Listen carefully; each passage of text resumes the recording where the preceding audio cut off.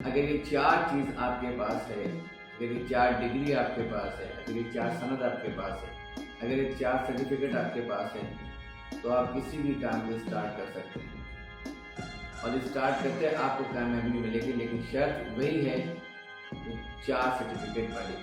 Number ایک ہوتا ہے ڈسپلن۔ اگر آپ کے اندر ڈسپلن موجود ہے تو آپ کسی بھی کام کو اسٹارٹ کر سکتے ہیں آسانی کے ساتھ۔ اس کے بعد آتا ہے ہمارا فوکس۔ فوکس اس لیے ضروری ہوتا ہے کہ ہمیں معلوم ہوتا ہے کہ ہمیں کیا کرنا ہے، کس چیز کو فوکس کرنا ہے۔ نمبر 3 پہ آتا ہے پلاننگ۔ کوئی بھی کام پلاننگ سے کریں گے، گول سے کریں گے تو آپ اس میں کامیاب ہوگے۔ اور سب سے آخر جو کام ہوتا ہے وہ ہوتا ہے کنٹینیوسی، یعنی کہ مسلسل محنت اور جدوجہد۔ مسلسل محنت کرتے رہنا ہے، روز کرتے رہنا ہے، ہر گھنٹے کرنا ہے، ہر پل کرنا ہے۔